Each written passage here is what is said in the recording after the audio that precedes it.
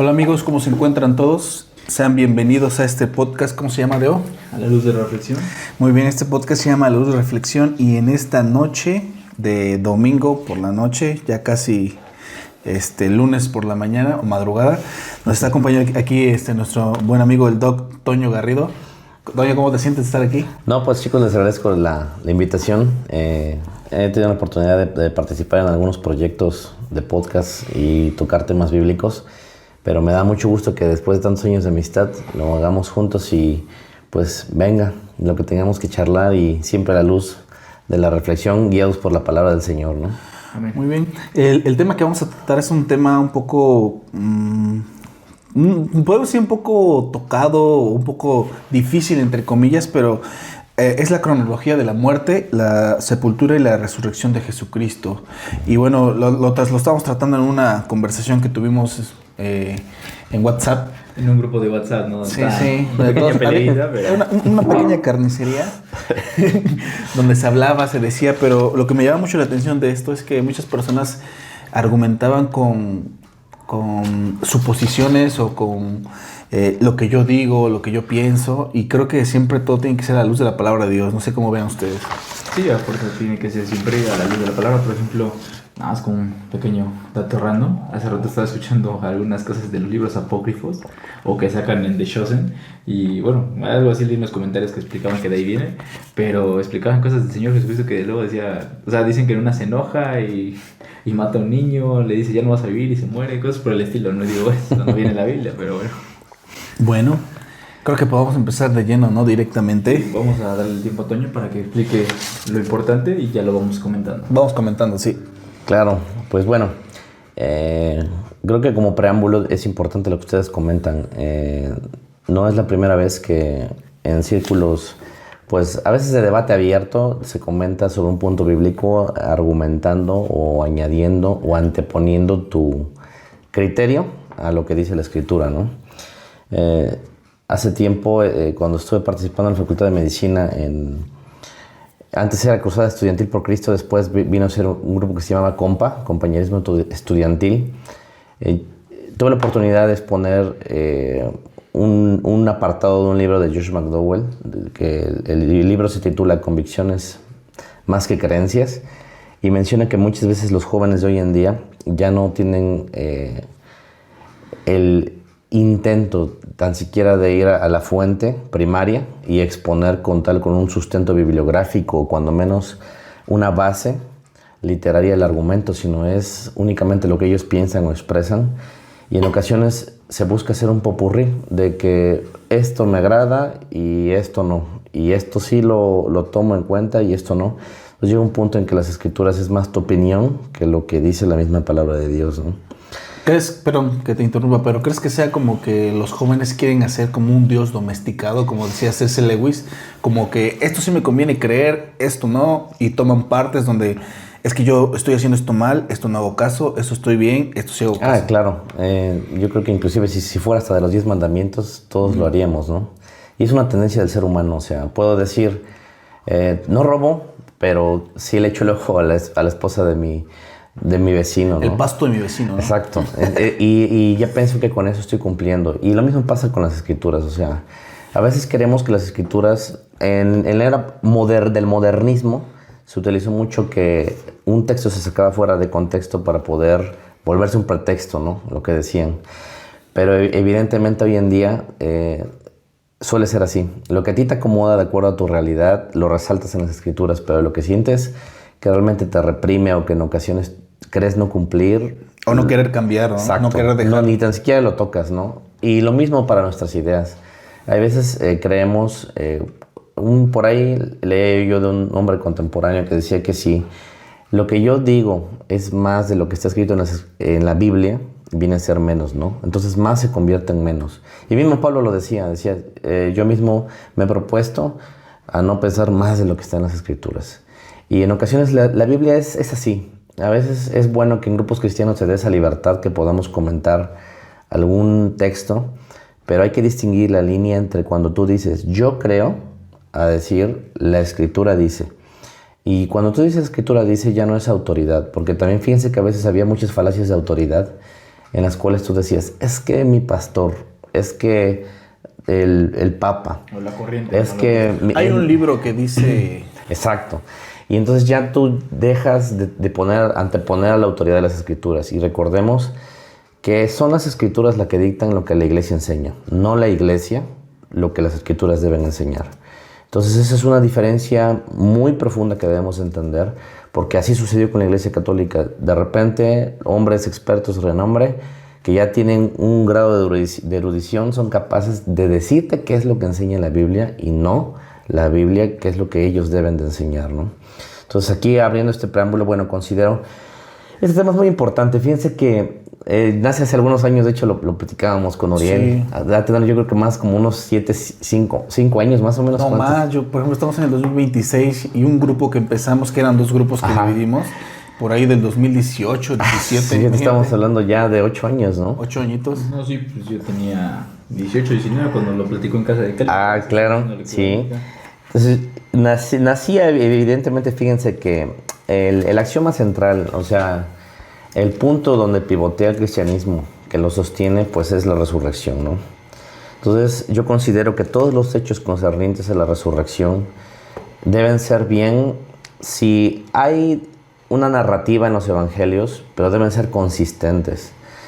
Y cuanto más que el hecho principal en el que se centra nuestra fe, que es el cristianismo, debe tener una base sustentada sobre hechos que no se puedan contradecir y, sobre todo, que la congruencia que ellos lleven, también debemos hablar, estamos hablando de historia, ¿sí? Si bien es cierto que no menciona fechas, pero menciona datos de temporalidad. Por ejemplo, cuando Jesucristo, es un dato que me gustaría mencionar, de hecho es una de las objeciones, de acuerdo a la tradición, pero menciona 6 días atrás antes de la Pascua, o menciona la víspera de la Pascua, está hablando de tiempo. Entonces, cuando nosotros nos encontramos en las partes finales de todos los evangelios, vamos a encontrar este relato.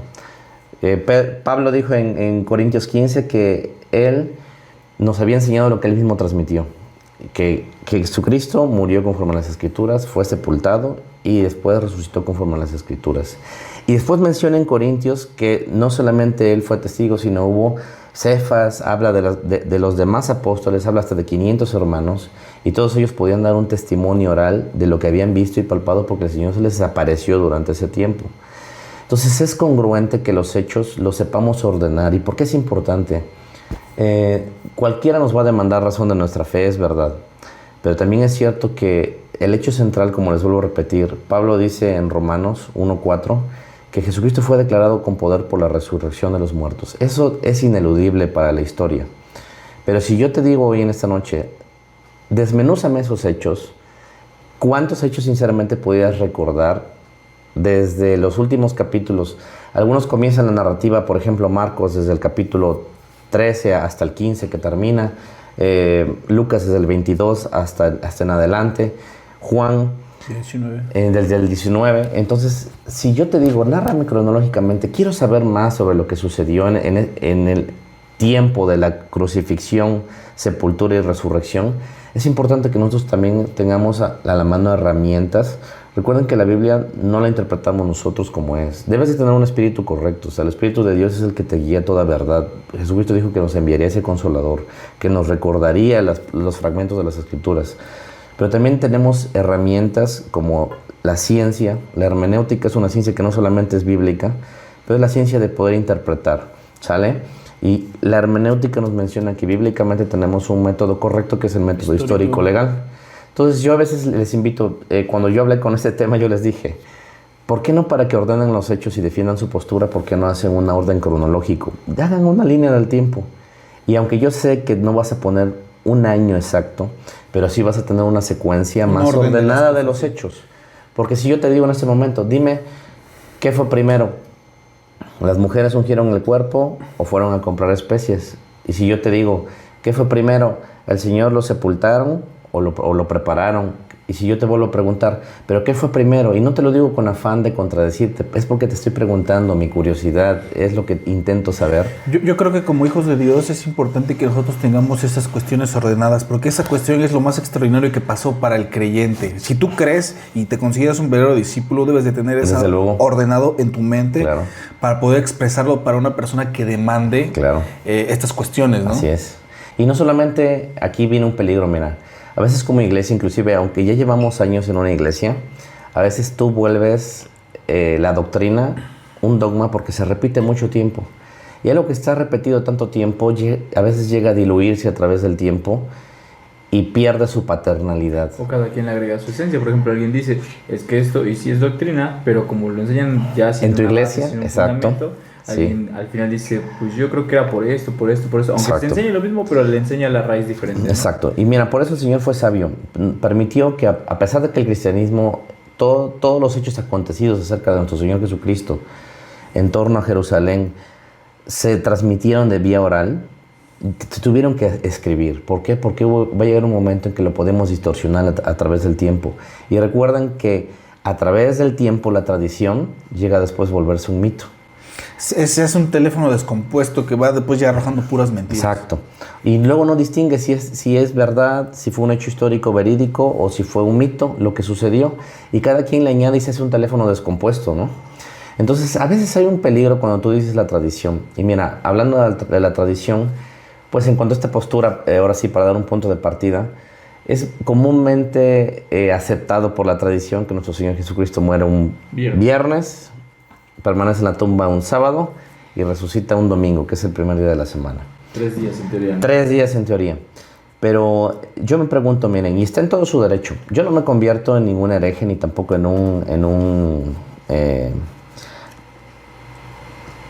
agente de disensión ni tampoco de sembrar duda entre los creyentes, porque ese no es el objetivo. Creo que esta charla inicia por el saber un poquito más. Pero no está mal que se siembre cierta duda, ¿no? O sea, es claro, bueno que tú dudes o que digas, ¿cómo puedo, por qué dice esto, cómo piensa esto? Y eso nos anima a poder entender, exacto, de una manera profunda, ¿no? Fíjate que a mí desde siempre, el primer mandamiento es amarás al Señor, tu Dios. Y me gusta cómo Mateo lo desglosa porque dice que amarás al Señor con toda tu alma, con todas tus fuerzas y con toda tu mente. Y a veces a mí me cuesta mucho que lo que no convence mi mente es difícilmente que yo lo pueda digerir, aceptar y abrazar.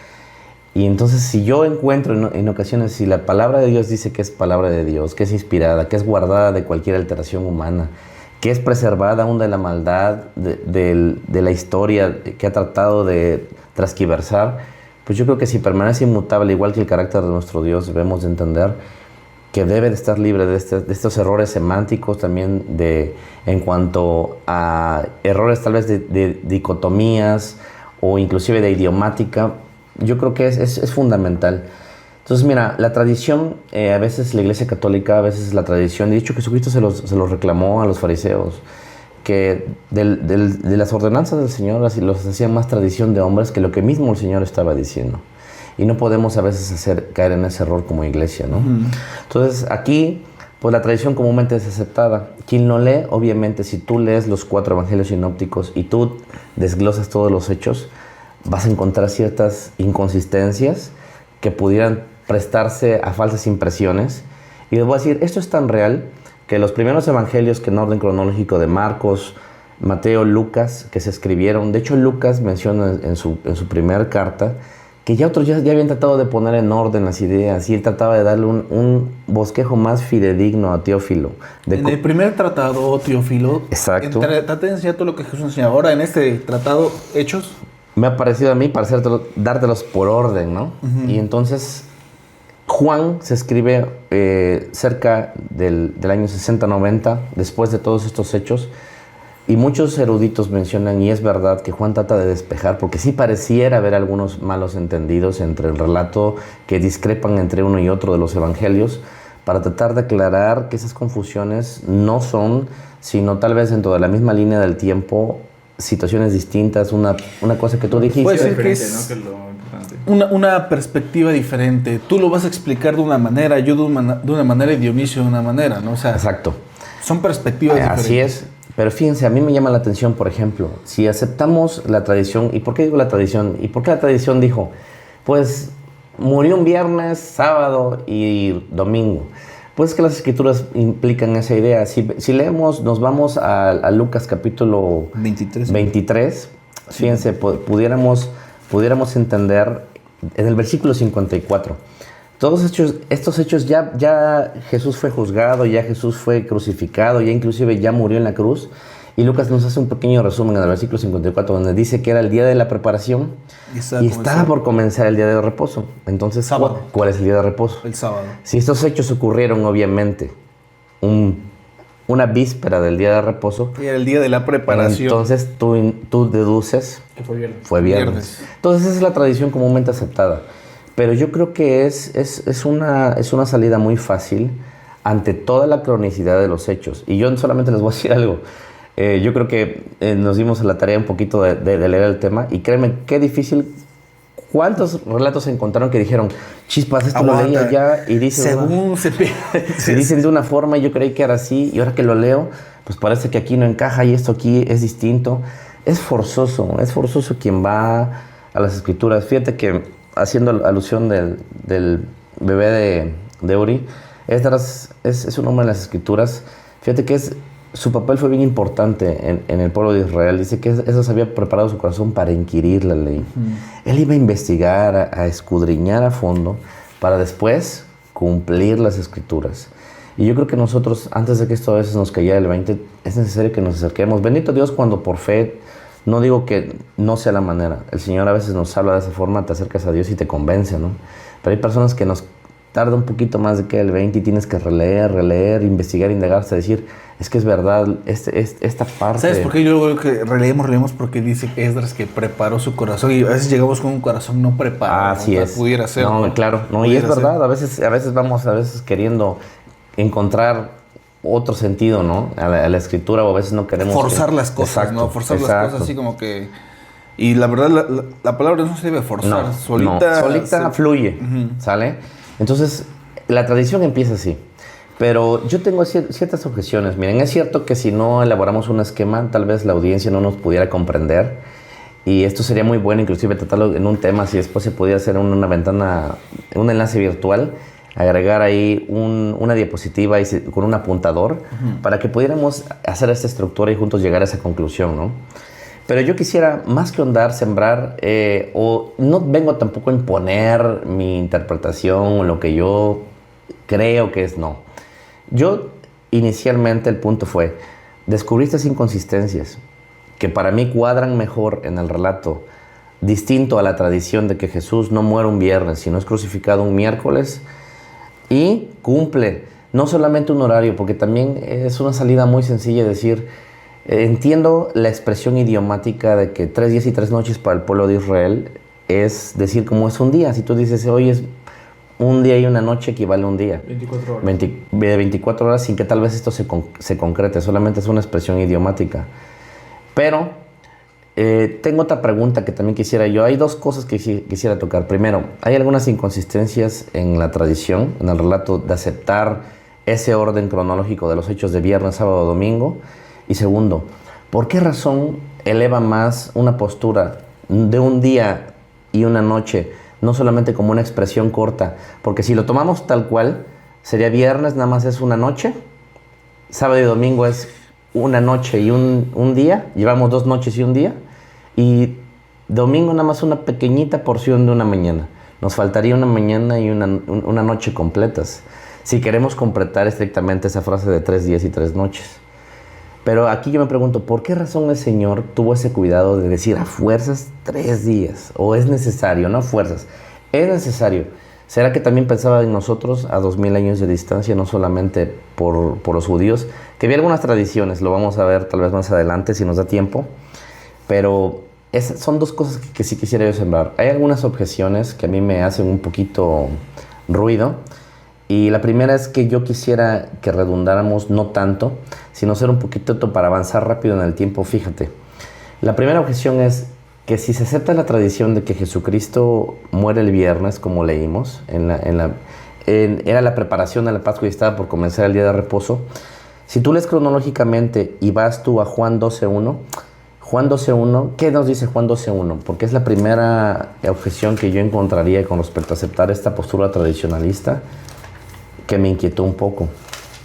Dice, 6 días antes de que comenzara la celebración de la Pascua, Jesús llegó a Betania, a la casa de Lázaro, el hombre a quien había resucitado. Ok, fíjate, dime tú si no hay razón de llevar cronología. 6 días antes, tú debes de contar que antes de la celebración de la Pascua, que de acuerdo a la tradición la Pascua se estaría celebrando viernes, 6 días antes te dice que Jesús hace un viaje a Betania, ¿sale? De Jerusalén se va a Betania a visitar a Lázaro, que ya conocemos lo que sucede allá. Ya resucitó Lázaro y va a tener una reunión donde hay una famosa escena que inclusive es ungido de sus pies, y el Señor de hecho menciona, fíjate, que apenas veía yo en esta semana, vi en esta serie de Chosen, qué bonito que Jesús le diga a una mujer que le está limpiando los pies, lo está enjuagando con sus cabellos y sus lágrimas y perfume de alabastro. Le dice, reprende a Judas, porque Judas quería gastarse el dinero. Mira todo lo que yo... Era muy caro, o sea, eran 300 denarios, era el salario de 2 años de trabajo arduo. No, man. Y él dice, ¿por qué no se lo dimos a los pobres? Cuando hay aclara el texto que dice que porque él sustraía de la bolsa, o sea, él se enoja porque dice, pues ya me quitó el negocio, me está tumbando lana que me puedo llevar, ¿no? 2 años de trabajo forzado. Y fíjate que el Señor los reprende a tal grado que les dice que lo que hizo esa mujer, en el tiempo que se esparciera el Evangelio, iba a ser conmemorado lo que ella hizo. Fíjate a qué importancia eleva que el Evangelio, él dice que lo que ella hace se va a seguir recordando. Pues bueno, 6 días antes, ¿cuál es la objeción? Si nosotros retrocedemos en el tiempo a partir del viernes, 6 días antes sería jueves primer día, miércoles segundo día, martes tercer día, lunes cuarto día, domingo quinto, sábado sexto día. Es un sábado semanal. Y en un sábado semanal, que es día de reposo, no les era permitido caminar más de 2,000 codos o lo equivalente a 1 kilómetro. ¿Eso de dónde lo deduzco? Si tú vas de ese capítulo de Juan a un capítulo antes, el 11:58, ¿a qué distancia estaba Betania de Jerusalén? En el 11:58. 11:18, perdón. 11:18, ¿no? Porque, digo, no llega. Sí, 11:18. Ok, dice... Betania quedaba solo a unos pocos kilómetros de Jerusalén, y mucha gente se había acercado para consolar a Marta y María por la pérdida de su hermano. Ok, tendrán la versión 1960. ¿Tienes tu 60? Porque ahí te dice, exactamente, te dice que está a 15 estadios de distancia. Y 15 estadios de distancia equivale a 3 kilómetros. Es una distancia prohibida para el judío viajar. Por lo tanto, ese viaje no se puede realizar. Eso es una escala temporal que si nosotros analizamos, ¿de dónde saco que no pueden viajar? En Hechos nos menciona claramente, si quieren para que avancemos, el 1.12. ¿En cuál? En Hechos 1.12 nos da una idea que para el judío sí era importante guardar las distancias porque no podía caminar tanto en el día de reposo. 1.12 dice... Hechos 1.12. Entonces volvieron a Jerusalén desde el monte que se llama del Olivar, el cual está cerca de Jerusalén, camino de un sábado. Exacto. Ellos solamente tenían una distancia de acuerdo. Ya no lo vamos a leer por tiempo, pero en Números 25 dice que solamente podían ellos caminar 2,000. Los levitas era permitido en el día de reposo, al pueblo les indicaron que tenían que caminar no más de 1 kilómetro. Ellos sabían que en ese día no podían viajar grandes distancias. Y si Betania estaba a 15 estadios, estaba a 3 kilómetros. Era prohibido que Jesús hiciera ese viaje tan largo. Entonces es una objeción que sí te pone a pensar que si tú aceptas la tradición, hay una contradicción con respecto a la distancia. Entonces, ahora, no es la única. A mí me llama la atención que si tú lees, yo he tratado de ordenar los hechos, no soy el primero. Obviamente lo hablo desde mi perspectiva personal, cuando el Señor tocó mi corazón por interesarme y decir, voy a saber qué sucedió en la última semana terrenal de nuestro Señor. La otra objeción importante que encuentro es, te dice que un sábado, pero estaremos leyendo bien, ¿es verdad un sábado de reposo? ¿O está hablando, leímos al inicio en Lucas, que la tradición se basaba porque hablaba de un sábado? ¿Será verdaderamente un sábado semanal o habrá algún otro sábado en la Biblia al que se refiere? Ya había otro sábado. A ver si llegaron a contar, creo que hasta 3 sábados. Así es. Entonces, muy probablemente había un sábado pascual, como es un sábado festivo, que también era un día, considerado un día de reposo, de solemnidad, que se debería de abstener de ciertas actividades. ¿Y eso de dónde sacamos la conjetura? La misma Biblia nos da la respuesta. Juan 19:31, ¿qué es lo que nos dice? Y recuerden, les expliqué que Juan trata de disipar esas dudas porque pudiera haber alguna contradicción. Dice, era el día de preparación y los líderes judíos no querían que los cuerpos permanecieran ahí colgados al día siguiente, que era el día de descanso y uno muy especial. Exacto. Porque era la Pascua. Exacto. Entonces le pidieron a Pilato que mandara quebrar las piernas a los crucificados para apresurarles la muerte. Ahora, ahí Juan despeja la duda y nos dice que es un sábado, pero no es un sábado cualquiera como un sábado semanal, sino es un sábado festivo, un sábado pascual. Entonces, ¿cómo colocamos dos sábados entre el relato de Jesús cuando hay otra objeción? Hay dos pasajes que solamente los voy a mencionar. Dos pasajes. Marcos 16:1 dice que las mujeres van, compran especies y después van, ya pasado el día, ese día de reposo, que es el día especial, van, compran especies, descansan un sábado, compran especies y después esperan para ir a ungir a Jesús. Pero nos dice también Lucas 23:56 nos dice que ya había pasado el día de reposo y ya después van a ir a ungirles. Entonces parecería que hay otra supuesta contradicción si lo analizamos. Además, si los quieren leer para que encajemos esos dos relatos. ¿Tú es el primero? Marcos 16:1 y tú si quieres Lucas 23:5. No, yo ya tengo el 53. Dice, Okay. Ajá. Bajándolo de la cruz, lo envolvieron en una sábana y lo puso en un sepulcro abierto en una peña, en el cual aún no se había puesto a nadie. 16:1 dijiste, ¿no? ¿Era el 56? ¿Sí? 53. No, 22:56. Al 56. Al regresar, prepararon especias aromáticas y ungüentos y descansaron el sábado, conforme al mandamiento. Ok. Ahora, muy probablemente que ese sábado que dice que descansaron haya sido el sábado semanal. Pero, ¿qué dices de lo que dice Marcos 16:1? 16:1 dice, el sábado al atardecer, cuando terminó el día de descanso, María Magdalena, Salomé y María, la madre de Santiago, fueron a comprar especias para el entierro a fin de ungir los cuerpos de Jesús. Ok, ¿captan la idea? Sí. En un sábado dice que fueron a ungirlo y después descansaron. Y el otro sábado dice que descansaron. Descansaron el sábado. Y que después fueron a comprar las especies. Conforme al mandamiento. Parecería que hay una contradicción en que está hablando. Fueron un sábado, pero el otro sábado descansaron. Pero el sábado descansaron. Entonces ¿qué son dos sábados diferentes entonces? Exacto. Entonces se están, de acuerdo a lo que leímos en Juan, hubo dos sábados. Ahora, ¿tú cómo encuadras dos sábados en la tradición de viernes, sábado y domingo? Una semanota pasada, ¿no? Tendría que haber habido un puente como los de ahora de los profes, ¿no? Que sin tirar los profes, pero se chutan los puentes de viernes, jueves, viernes, y sábado y domingo y hasta lunes, ¿no? ¿Por qué dices sin tirarle si le estás tirando? No, la verdad son celos damas laborales, ¿no? Son celos de los buenos, es envidia de la buena, ¿no? No, entonces es algo que también debemos de ver. O sea, no nos podemos casar con la primera idea de que sí fue un sábado. Porque si no diríamos, ¿sabes qué? Entonces esto está mal. Exacto. Hay que quitar uno de estos versículos porque alguien se está equivocando aquí. ¿Quién se está equivocando? ¿Lucas o Juan?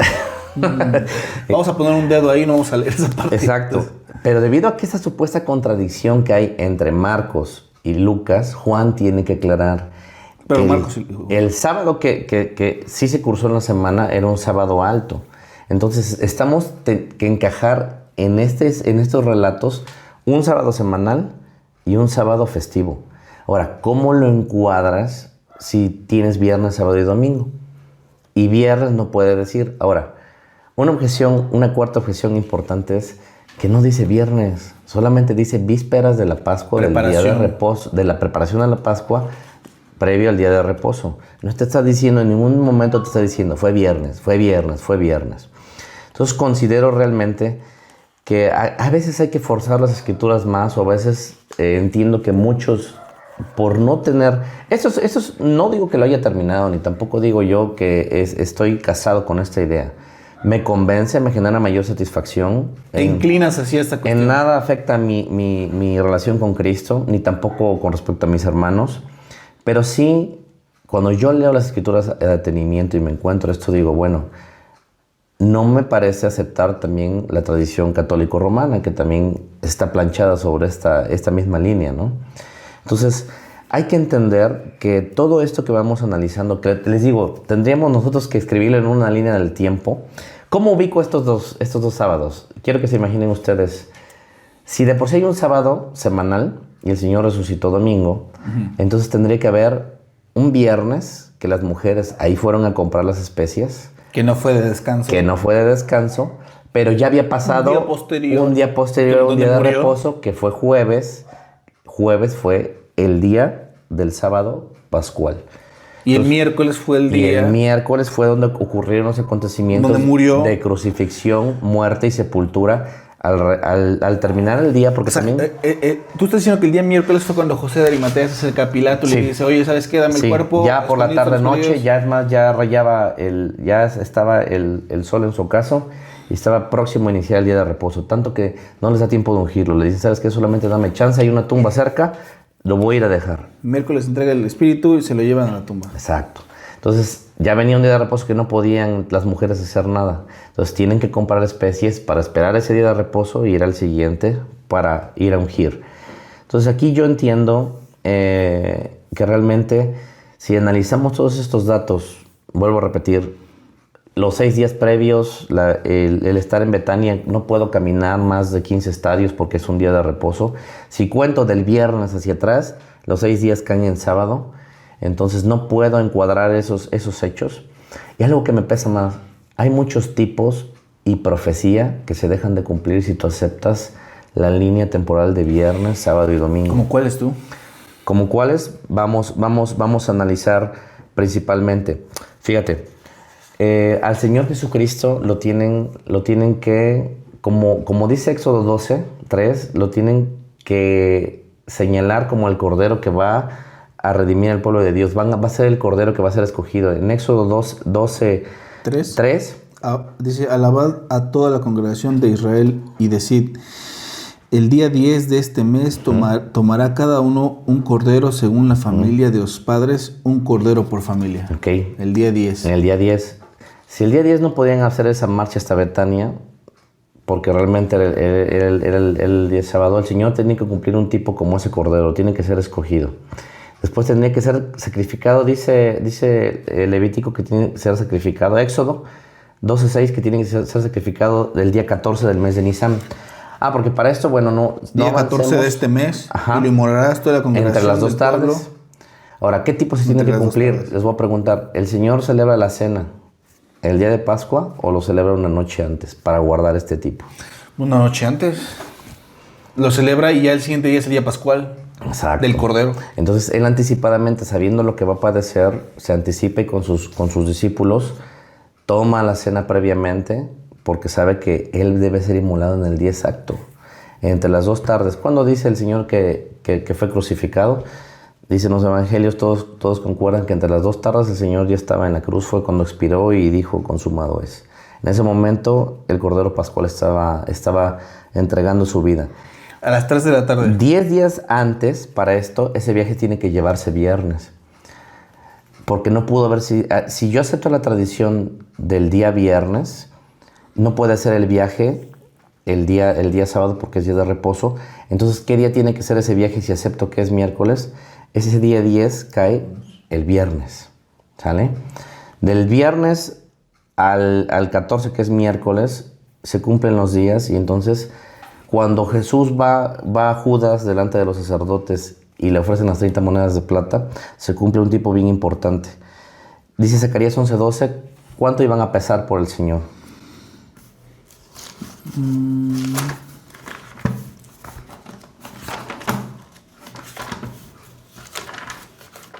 ¿11 qué? 11:12. Esta Biblia digital está medio difícil. Así que les dije, si les parece bien, páganme lo que consideren que merezco, pero solo si quieren. Entonces ellos valoraron mi pago en 30 piezas de plata. Entonces hay profecías que se dejan de cumplir si tú no encajas los días. Aquí los tipos y sobre todo las profecías, el Señor de camino durante su ministerio a la cruz cumple más de 300 profecías. Y le digo, no son únicas. O sea, si tú te echas un clavado a todo esto... Desde que le ponen su precio, desde Caifás lo elige como el cordero que va a ser inmolado, porque él dice, más les conviene que un hombre muera y no que toda la nación No, y aparte le dice que no vas a hablar y dice que fue llevado como un cordero que no hablaba. enmudeció. Enmudecido Y hasta entonces la te digo, hay una tabla, se las voy a pasar, hay una tabla como de 300 profecías, se las voy a enviar, PDF. Tiene todos los tipos y todas las profecías que se tienen que cumplir. Y si aceptamos la tradición, estos tipos y profecías No cuadran. no cuadran. Y comienzan a chocar unas con otras por no ser profundos en el análisis. Hay un detalle que sí sé que hay un peligro porque parecería que Jesucristo resucita el día sábado y desde donde la mayoría chocan. Pero yo quiero caer en un punto. El Señor es enfático. Él tenía que estar en el vientre así como estuvo Jonás, en Jonás 1.17, que estuvo en el vientre del gran pez 3 días y 3 noches. Él tiene que estar en el corazón de la tierra, es decir, en la tumba. Ahora, aquí sale otra objeción. ¿Por qué es tan importante no solamente días cortados de luz o periodos de tiempo breves de un día? ¿Por qué razón a la actualidad dirías tú, no, a mí me interesa que se cumplan los, digamos, 72 horas? ¿Por qué creen que debe de haber un peso en cuanto al tiempo? Por la descomposición del cuerpo, ¿no? Pues, ahora sí, pues tú eres el doctor, ¿no? Y médicamente hablando, hay un dicho que dice que ¿cómo dice? El arrimado, el bien muerto, a los 3 días apesta, ¿no? Otra profecía que se tiene que cumplir, tal cual como lo revelan los apóstoles en Hechos. Desde el capítulo 2 y después se brincas hasta Hechos 13, dice que así como David le ora al Señor en Salmos y le dice que no permitiría que su santo viera corrupción. O sea, puede decirse que antes de que empiece ese proceso de descomposición, el Señor ¡pum!, resucita. Exacto. Porque su cuerpo no conoció corrupción. Exacto, mira, está comprobado. Tuve la oportunidad de dar la materia de medicina legal para la Universidad Autónoma de Tlaxcala en el servicio de los estudiantes aquí de internado de pregrado de Covadonga. Todo oficial delante de la CIFRUS, que es el Comité Interinstitucional para la Formación de Recursos de Salud. Y nos dieron un acta, tengo mi acta, y fíjate que en medicina legal me gustó mucho porque se ve esa parte. Se estudia la descomposición cadavérica. Y fíjate que Jerusalén, hay una tabla muy bonita donde especifica que Jerusalén, que estaba más o menos a 700 metros sobre el nivel del mar, y todos los lugares que se encuentran en esa posición, aproximadamente un cuerpo tarda aproximadamente de 72 horas hacia arriba en descomponerse. ¿Qué quiere decir? El cuerpo, las células activan por medio de las vacuolas la autolisis, se comienzan a autodestruir. Y eso hace que tu cuerpo se comience a descomponer. Y fíjate que, ¿por qué razón? La corrupción ahí no se entiende como que el Señor tiene que morir porque sí murió. Ni tampoco habla que no tiene que padecer porque sí padeció. La corrupción real es que su cuerpo se descompusiera. No como el de Lázaro que duró 4 días. ¿no? De hecho, que llegan y dicen, oye, hiede ya. De hecho, el Señor por eso es tan sabio que incluye en el relato a un muerto que sí pasó. A un muerto que sí pasó 4 días y que ya hería, ya estaba corrompido completamente. Esa escena, se levanta ese cuerpo. Fíjate que en el argot de la medicina, cuando un paciente... A mí, yo les decía hace unos días que recuerdo que cuando... tengo contacto con un paciente, sin criticar al paciente, pero que el paciente tiene un sitio de infección, un sitio purulento, donde ya está podrido el organismo, llámese un absceso, llámese un pie diabético. Olores. Es tan fuerte y tan penetrante que, no te miento, las enfermeras quirúrgicas no me van a dejar mentir, se tienen que poner 3 cubrebocas, gasas impregnadas de alcohol para que no pase la peste. Si en quirófano una persona con un absceso purulento, con un pie diabético contaminado, que ya se considera una cirugía contaminada, se tienen que parar todas las cirugías. Si entra un hombre que le tienen que amputar ese pie y tú venías con un apéndice, te tienes que esperar de mínimo 2 horas porque tienen que hacer proceso de desinfección. Una exhaustiva en todos los quirófanos porque ya se contaminaron. Su máquina. Entonces, se hace real la palabra también cuando dice en Isaías 1 que somos podrida llaga. Oye, ¿qué tan buenos son los protocolos aquí en los hospitales de gobierno? Olvídala, ¿cierto? Olvídala. Pues bueno, ya tendría yo que echar de cabeza, ya sabes que las instituciones... ando en contra de las instituciones. O sea, a lo mejor es como que dejemos de tomar refresco para no tener un pie diabético, ¿no? No tenemos más dulces que la miel. No, yo creo que es lo mejor, ¿no? Créeme lo que cuando yo veo esa imagen, a mí me recuerda toda la maldad que soy. Y yo digo a veces, ¿cómo es posible que siendo tan pestilente el Señor tiene misericordia de nosotros? Pero yo digo, Él no merecía eso, Él no merece pasar a ese estado. No, pues no. Y por eso el Señor dice que no permitiría que su santo viera corrupción. Entonces, si el Señor tiene que tener un límite, no pueden ser 12 horas, ni pueden ser 24, ni pueden ser 36. Para la ciencia médica, si me tiene que satisfacer debe ser un periodo aproximado a la realidad.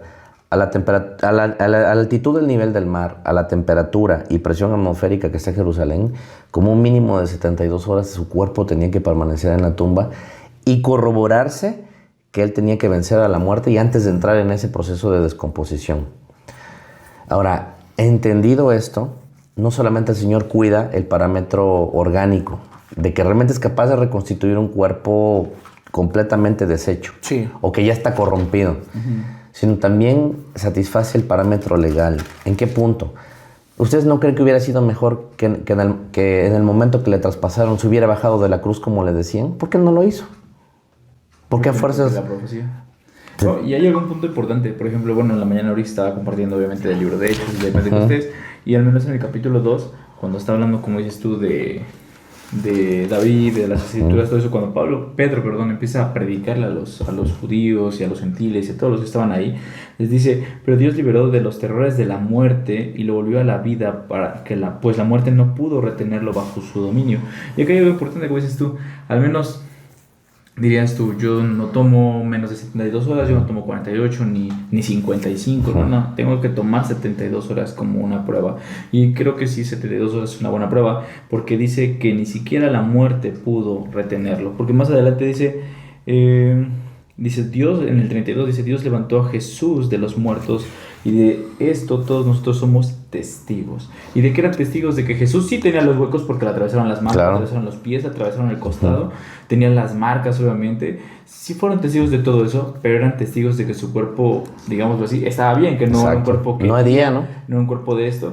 Y la importancia de la resurrección de Jesucristo para nosotros como creyentes, al menos aquí traigo un comentario bíblico que dice, ¿por qué en ese momento Pedro usó la explicación de la resurrección de Cristo? Además de las profecías, además de lo que dice que, bueno, que Dios lo iba a resucitar y que esto era una señal de que su sacrificio era agradable a Dios, era porque nadie lo podía refutar, porque no estaba el cuerpo, Claro. Nadie tenía el cuerpo. Así es. Y le hubieran dicho, ¿sabes qué, Pedro? ¿Estás loco? ¿Estás borracho? Como le decían. Exacto. Te estás alucinando si el cuerpo aquí está, lo estamos viendo. No tenían la Exacto. evidencia. Nadie Sí. tenía esa evidencia física de que Jesucristo sí quedó en la tumba. Y fíjate que esa es una cuestión importante. Por algo el Señor cuidó 3 días. Sí estaba profetizado. Sí, hay un significado importante de 3 días que es vida. El número 3 es muy simbólico en las escrituras. Somos el tercer planeta en el sistema solar donde hay vida. 3 veces 3 es 9 y esos son los 9 meses que se tiene que gestar un ser humano. Los actos creadores en Génesis 1 aparecen el día 1, 2, en el 3 crea las plantas y del día 4, 5 y al 6, otros 3 días después, Claro. crea a los animales y al hombre.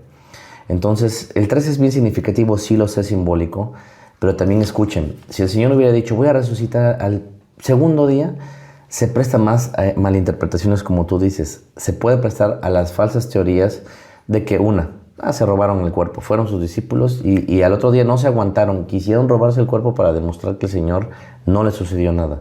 O el Islam, que es ahorita de las corrientes más fuertes en contra del cristianismo en el mundo completo, que dice que el Señor lo único que pasó fue que se desvaneció, que realmente no presentó signos de muerte, sino que quedó tan debilitado que les dio la oportunidad de sacarlo, él de recuperarse y entonces se les apareció y pensaron que era un milagro, pero realmente sanó de sus Que heridas. realmente no se murió, sino que andaba ahí con... Además eran rasguñitos, ¿no? Entonces vean ustedes Palpitaciones qué bajas. tan importante y qué peso legal tiene en cuanto a la medicina. Si tú le haces un examen forense a Jesucristo, el forense que lo vio debió haber dicho, este cuate está completamente muerto.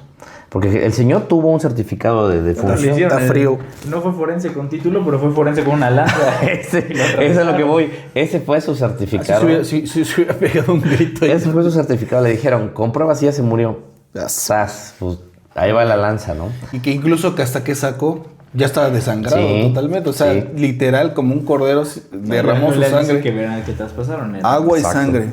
Entonces, date cuenta cómo este tipo de injerencias no las hago evidentemente con una malicia, ni tampoco de decir, después de esto tengo otras doctrinas que Pues yo creo que sí, están Toño. chuecas. Yo creo que sí, un poco sí.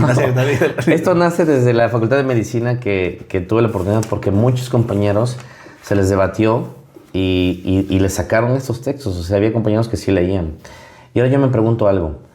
Tú tienes hijos. Imagínate que en algún momento llegan a prohibir las escrituras. ¿Y tú qué vas a enseñar? tradición o lo que está en tu mente grabado con textos y versículos de las Escrituras? Creo que es algo que ayer te comentaba, ¿no? Y lo vuelvo a repetir porque creo que es importante poder que se quede grabado y que se diga esto, que como hijos de Dios para nosotros es importante poder entender las Escrituras, no solamente entenderlas, sino que el acto de amor de Jesucristo, dar su vida en la cruz de una manera tan ordenada, tan específica, cronológicamente ordenada, a nosotros por algo lo hizo y por algo tenemos nosotros que entenderlo de esa forma para poder expresar el amor de Dios de esa forma a nuestras generaciones que vienen. Claro. Nuestra generación hoy en día no se da la tarea de leer y de entender las Escrituras de manera profunda. Sí es importante leer, pero más importante que leer es estudiar e indagar las Escrituras. Claro. Y por eso es que estamos tratando este tema, porque queremos entender de una manera profunda esta situación. Por ejemplo, yo veo a mis hijos que van creciendo y digo, a mí me gustaría que se les explicara de esta forma, ¿no? De esta manera las Escrituras, y que más que yo, que les enseñe así de esta forma. Tú vas a ser el primer contacto que les transmita todo esto. En Deuteronomio yo lo veía apenas en la escuela de Paulo. Fíjate que mi niño no había tenido la oportunidad por estar sumergido en el trabajo de transmitirles la palabra, pero me doy cuenta que cuando veo en el libro principal de su escuela que tiene el lema de Deuteronomio 6, que tú eres el encargado de transmitirle todas las cosas, toda la palabra de Dios a tus hijos, cuando andes en el camino, cuando estés en casa, aún a tiempo y a destiempo tienes que instar todo esto. El encargado eres tú. Yo entiendo, o sea, esto no culpo a ninguna iglesia, ¿no? Ni tampoco a ningún tipo de enseñanza, pero sí entiendo que como padre, tal vez mi alarma es decir, veo lo que está enseñando el sistema público, la clase de barbaridades que les están explicando. Pero igual puedo decir que es normal, o sea, es normal y natural que el mundo cada vez se vaya pudriendo más, No, pues, ¿no? Incluso el el cristianismo, que realmente pues el cristianismo, Jesucristo no dio la vida, siempre lo voy a decir así, por el cristianismo, sino por su iglesia. Sí. Parte de su verdadera iglesia, no el cristianismo, claro, sino parte de su verdadera iglesia, los del camino, que son los que hemos creído en él, seguimos una sana doctrina, pero muy pocos, dice la Biblia, que son llamados y muy pocos los escogidos. Sí. Y eso es dentro de las iglesias, donde solamente es un club social, donde solamente es como que, pues no tengo amigos, y es donde voy, donde me hacen caso, donde puedo obtener poder, donde me pelan, no sé. Exacto. Algo así sucede. No, imagínate, y entonces esto se convierte, yo creo que más que para causar una comezón del qué está pasando, yo creo que es importante retomar las buenas costumbres, ¿no? O sea, los cristianos de Berea dice que indagaban las escrituras para ver si Pablo no se los andaba cotorreando, ¿no? Pues sí. Ellos iban y, ¿sabes qué? Yo escucho un versículo, bueno, voy acá. Y ese es el peligro, que a veces damos por verdad algo que muy probablemente a lo mejor puede tambalear. Y retomo lo de mi hijo. Yo digo, que el día de mañana mi hijo me saque estos cuestionamientos, pues voy a tratar, pedir la sabiduría al Espíritu de Dios y decirle, permíteme no caer en un error. Te digo, también, obviamente, ante todo este análisis, yo le decía a algunos hermanos, digo, ¿sabes qué? ¿Por qué no lo dibujamos? ¿Por qué no lo trazamos y vemos si hay inconsistencias? ¿Por qué no caemos en el mejor análisis de decir, esto es lo que más satisface a mi mente y mi fe y llena mi corazón y que puedo alabar al Señor, ¿no? O sea, es respetable. Pero créanme lo que este análisis es mucho más profundo. O sea, es solamente la punta del iceberg de lo que podemos hablar en este tiempo. Yo creo que, le digo, tenemos que dibujarlo. Y tal vez podrías tener otro tiempo para tratar de una manera más profunda, a lujo de detalle, ¿no? Sí, no, o sea, hay que dar un lujo de detalle porque son muchos hechos. O sea, créanmelo, es una cuadrícula, es una investigación que si tú la haces a detalle, llenas de versículos. Y te das cuenta, te dije solamente un tipo, pero te das cuenta que Jesucristo, si esto no encuadra, corren riesgo tipos y profecías. Y entonces ahí sí ya es como que, bueno, vamos a quitar esto porque no cuadra en lo que hemos dicho. No, o sea, Jesucristo lo hizo de una manera en que se cumplieran todas las profecías que estaban en el Antiguo Testamento de los profetas distintos que hablaron acerca de él, que se cumplan en tiempo y forma. Ahora, si les recuerdo, si Juan se dio la tarea de tratar de despejar, quitar estas pequeñas piedritas que pudieran estorbar, pues cuando más nosotros. O sea, yo se los digo, yo desde que he crecido nunca he recibido un estudio por parte de una iglesia o algún hermano que me diga, mira, son todos estos los hechos. Vaya, sí hice discipulados, pero nunca una profundidad, ¿no? Tampoco digo que sea un deber, pero sí es posible que se inste o se anime a los grupos de iglesia. ¿Sabes qué? Vamos a entrarle duro a los hechos, a ver qué pasó con Jesucristo. Días antes de la crucifixión, ¿Qué pasó durante la crucifixión? ¿Qué pasó después? ¿Los ordenamos? Bueno, entonces tenemos un panorama más completo, ¿no? Yo creo que sí sería bueno tal vez poder indagar esto y pues por eso estamos hablando de esto en este momento, ¿no? Adelante, ¿no? Más a detalle. Bueno, no sé, creo que lo podemos parar hasta aquí. Sí, creo que sí, pasamos. Porque sí, ya pasó un tiempo y continuar el próximo, ¿no? Próximo, claro que sí. Sí. Nos podemos ver otra vez para seguir tocando ese tema, a lo mejor de forma más, como dices tú, Más electrónica, detallada, sí. para que pueda ser posible el hecho de agregar las diapositivas. Podrías traer un papel bond. No, a veces un rotafolio, un apuntador, sí te hace, o sea, se puede hacer hasta una pizarra y se podemos hacer ahí. Sí. O sea, tal vez, digo, he visto que hay algunos que hacen como tipo Classroom, que ves que suben sus, las diapositivas y ahí mismo van apareciendo. O puede ser hasta una pizarra, ahí se puede ir escribiendo. Pero yo creo que sería importante. Tal vez podríamos hacer una presentación en precio, en PowerPoint y subirla como en link. Abajo podemos grabarnos los tres, cada quien a lo mejor en su casa para que no sea tan difícil, y por videollamada, y está el espacio para que le abras tu compu y pueda poner las cosas, pero pues vamos a dejarlo por aquí porque pues ya tenemos tarea, ¿no? Okay. Bueno, amigos, nos despedimos, estuvimos aquí platicando un ratito y pues esperamos si puedan animarse a poder estudiar la palabra de Dios. Nos vemos. Amén. Chao.